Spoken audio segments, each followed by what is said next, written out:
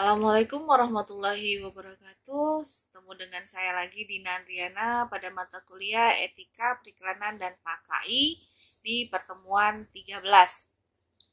Di pertemuan 13 ini berisi tentang bagian kedua dari aturan-aturan pemerintah yang berkaitan dengan periklanan. Dalam hal ini adalah hukum positif di Indonesia. Mari kita mulai pada bagian kedua di poin ke-8, yaitu SK Menteri Kesehatan Republik Indonesia tentang petunjuk pelaksanaan Peraturan Pemerintah RI nomor 69 tahun 1999 tentang label dan iklan pangan. Pada SK Menteri ini dibahas di bab 3, yaitu tentang iklan pangan. Dengan bagian pertama di bagian umum pasal 44 itu dinyatakan sudah cukup jelas, dan di pasal 45 dijadikan juga sudah cukup jelas, dan di pasal 46, 47 dikatakan cukup jelas pada ayat 1. Yang dimaksud produk pangan lainnya adalah produk pangan yang diperdagangkan dengan merek dagang. Larangan mendiskreditkan produk lain bertujuan agar konsumen mempunyai kebebasan memilih berdasarkan pengetahuan sendiri terhadap suatu produk pangan tanpa dipengaruhi oleh iklan yang bersifat mendiskreditkan produk lain yang sejenis. Di ayat 2, ketentuan ini dimaksudkan untuk menghindari adanya pengeksploitasian anak dalam iklan pangan, khususnya yang semata-mata menampilkan anak-anak di bawah 5 tahun, namun bukan untuk pangan yang khusus anak-anak, khusus anak-anak kelompok usia tersebut. Dalam konteks iklan pangan tersebut, dapat saja menampilkan anak-anak berusia di bawah 5 tahun, namun ditampilkan dalam suatu konteks yang lebih luas, misalnya dalam bersama keluarga.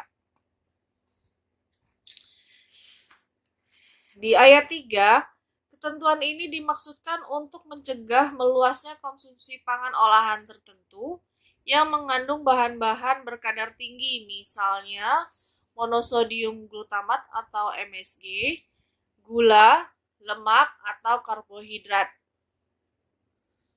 Mengandung misalnya monosodium glutamat, MSG, gula, lemak, atau karbohidrat yang dapat membahayakan atau mengganggu pertumbuhan dan atau perkembangan anak-anak. Ayat 4, persetujuan Menteri Kesehatan yang dimaksud dalam ayat ini hanya merupakan persetujuan bagi materi iklan agar dapat lebih terseleksi mengenai penyebar luasan informasi mengenai pangan yang diperuntukkan bagi bayi. Dan semata-mata itu dilakukan untuk lebih meningkatkan penggunaan air susu ibu atau ASI.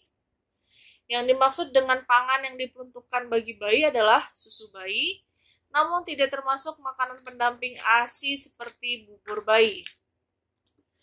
Bagian kedua, iklan pangan yang berkaitan dengan gizi dan kesehatan diatur pada pasal 48,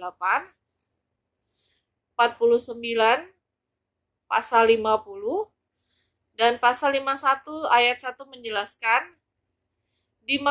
yang dimaksud dengan pangan yang diperlukan bagi bayi dalam ketentuan ini adalah makanan pendamping ASI seperti bubur bayi, namun tidak termasuk pangan pengganti air susu ibu yang lazim disebut dengan susu formula.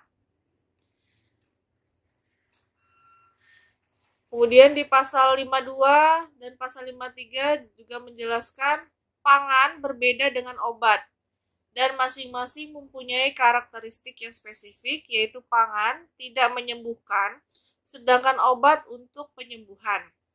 Pangan tidak dapat berfungsi sebagai obat, sehingga mengiklankan pangan sebagai obat merupakan perbuatan yang menipu konsumen.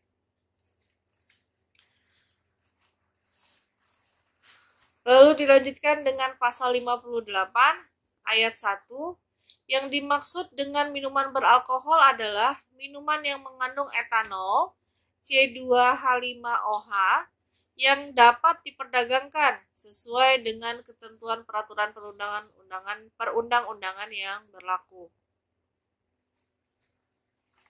Nah, kita masuk pada poin yang ke-9, Peraturan Pemerintah Republik Indonesia Nomor 19 Tahun 2003 tentang pengamanan rokok bagi kesehatan. Ini diatur di bab 2 tentang penyelenggaraan pengamanan rokok. Bagian 3, keterangan pada label, pasal 6. Yang pertama, setiap orang yang memproduksi rokok wajib mencantumkan informasi mengenai atau tentang kadar nikotin dan tar setiap batang rokok pada label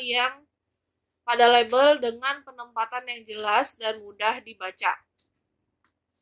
Pencantuman informasi tentang kandungan kadar nikotin dan tar sebagaimana dimaksud dalam ayat 1 ditempatkan pada salah satu sisi kecil setiap kemasan rokok, dibuat kotak dengan garis pinggir 1 mm, warna kontras antara warna dasar dan tulisan.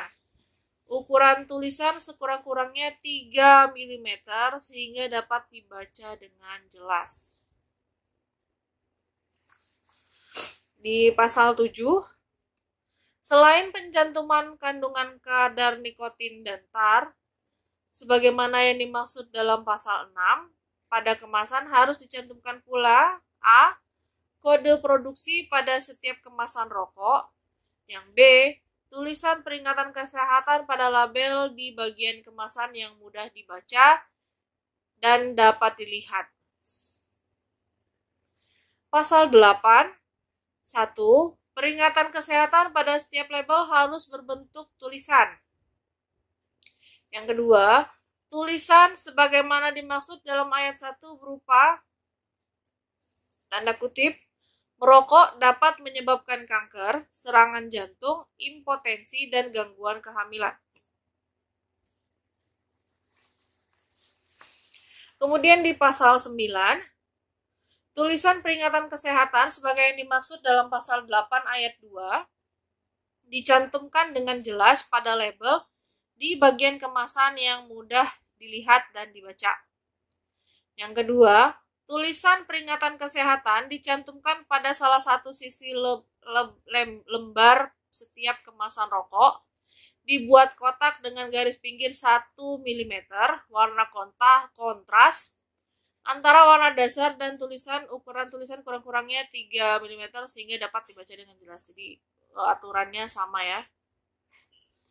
Di bagian kelima, iklan dan promosi. Pasal 16 ayat 1, iklan dan promosi rokok hanya dapat dilakukan oleh setiap orang yang memproduksi rokok dan atau yang memasukkan rokok ke dalam wilayah Indonesia. Iklan sebagaimana yang dimaksud dalam ayat 1 dapat dilakukan di media elektronik, media cetak, dan media luar ruang. Ayat ketiga, iklan pada media elektronik sebagaimana yang dimaksud dalam ayat 2 hanya dapat dilakukan pada pukul 21.30 hingga pukul 5 dini hari waktu setempat. Pasal 17, materi iklan sebagaimana yang dimaksud dalam pasal 16 ayat 2 dilarang. A. Merangsang atau menyarankan orang untuk merokok. B. Menggambarkan atau menyarankan bahwa rokok memberikan manfaat kesehatan. C. Memperagakan atau menggambarkan dalam bentuk gambar, tulisan, atau gabungan keduanya adanya bungkus rokok atau orang yang sedang merokok, atau mengarah kepada orang yang sedang merokok. Jadi tidak boleh ada visualisasi seperti itu. D. Ditujukan terhadap atau menampilkan dalam bentuk gambar atau tulisan atau gabungan keduanya anak, remaja, atau wanita hamil. E. Mencantumkan nama produk yang bersangkutan adalah rokok. F. Bertentangan dengan norma yang berlaku dalam masyarakat, jadi dilarang dalam hal tersebut. Di pasal 18 ayat 1, Setiap iklan pada media elektronik, media cetak, dan media luar ruang harus mencantumkan peringatan bahaya merokok bagi kesehatan. Pencantuman peringatan sebagaimana yang dimaksud dalam ayat 1 harus ditulis dengan huruf yang jelas sehingga mudah dibaca dan dalam ukuran yang proporsional disesuaikan dengan ukuran iklan tersebut. Jadi nggak boleh tulisannya itu hanya sebentuk garis, jadi harus jelas dan terbaca. Mau dipindahkan ke media manapun, tulisannya harus tetap terbaca. Pasal 19, setiap orang yang memproduksi rokok dan atau memasukkan rokok ke dalam Indonesia dilarang melakukan promosi dengan memberikan secara cuma-cuma atau hadiah berupa rokok atau produk lainnya di mana dicantumkan bahwa merek dagang tersebut merupakan rokok. Pasal 20. Kegiatan sponsor dalam rangka iklan dan promosi yang dilakukan oleh setiap orang yang memproduksi rokok dan atau yang memasukkan rokok ke dalam wilayah Indonesia hanya dapat dilakukan dengan tetap mengikuti ketentuan periklanan dan promosi sebagaimana yang diatur dalam peraturan pemerintah ini. Pasal 21 ayat A, setiap orang yang memproduksi rokok dan atau memasukkan rokok ke wilayah Indonesia dalam melakukan iklan dan promosi rokok pada suatu kegiatan harus memenuhi persyaratan sebagai dimaksud pada pasal 16, 17, 18, 19, dan 20. Ayat B, pimpinan atau penanggung jawab suatu kegiatan berkewajiban menolak bentuk promosi rokok yang tidak memenuhi pasal 16, pasal 17, pasal 18, pasal 19, dan pasal 20. Poin yang ke-10, peraturan atau aturan positif dari pemerintah itu adalah SK Menteri Kesehatan RI nomor 368 garis miring Menkes garis miring SK garis miring 4 Romawi garis miring tahun 1994 tentang pedoman periklanan obat bebas, obat tradisional, alat kesehatan, kosmetika, perbekalan kesehatan rumah tangga, makan, dan minuman. Pedoman periklanan obat bebas, petunjuk teknis. Secara umum, iklan obat harus mengacu pada tata krama dan tata cara periklanan Indonesia. Tetapi khusus untuk hal-hal yang bersifat teknis, media, maka penerapannya harus didasarkan pada pedoman ini. A. Umum. 1. Obat yang dapat diiklankan kepada masyarakat adalah obat yang sesuai dengan peraturan perundang-undangan yang berlaku tergolong dalam obat bebas atau obat bebas terbatas, kecuali dinyatakan lain. 2. Obat dimaksud dalam butir 1 dapat diiklankan apabila telah mendapatkan nomor persetujuan pendaftaran dari Departemen Kesehatan Republik Indonesia. Iklan obat dapat dimuat di media periklanan setelah rancangan iklan tersebut disetujui oleh Departemen Kesehatan Republik Indonesia. Nama obat yang dapat diiklankan adalah nama yang disetujui dalam pendaftaran. 5. Iklan obat hendaknya dapat bermanfaat bagi masyarakat untuk pemilihan penggunaan obat bebas secara rasional. Yang keenam, iklan obat tidak boleh mendorong penggunaan berlebihan dan penggunaan terus-menerus. 7. Informasi mengenai produk iklan dalam iklan harus sesuai dengan kriteria yang diterapkan dalam pasal 41 ayat 2 Undang-Undang Nomor 23 Tahun 1992 tentang Kesehatan sebagai berikut.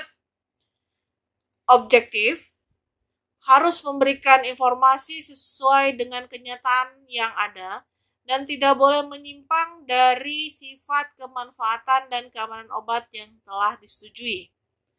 Lengkap, harus mencantumkan tidak hanya informasi tentang khasiat obat, tetapi juga memberikan informasi tentang hal-hal yang harus diperhatikan, misalnya adanya kontradiksi atau kontraindikasi dan efek samping ketika menggunakan obat. Tidak menyesatkan. Obat harus jujur, akurat, bertanggung jawab, serta tidak boleh memanfaatkan kekhawatiran masyarakat akan suatu masalah kesehatan. Di samping itu, cara penyajian informasi harus berselera baik dan pantas, serta tidak boleh menimbulkan persepsi khusus di masyarakat yang mengakibatkan penggunaan obat berlebihan atau tidak berdasarkan kebutuhan. Ya, jadi itu ada 3 kriteria yang harus diterapkan, yaitu objektif, lengkap, dan tidak menyesatkan.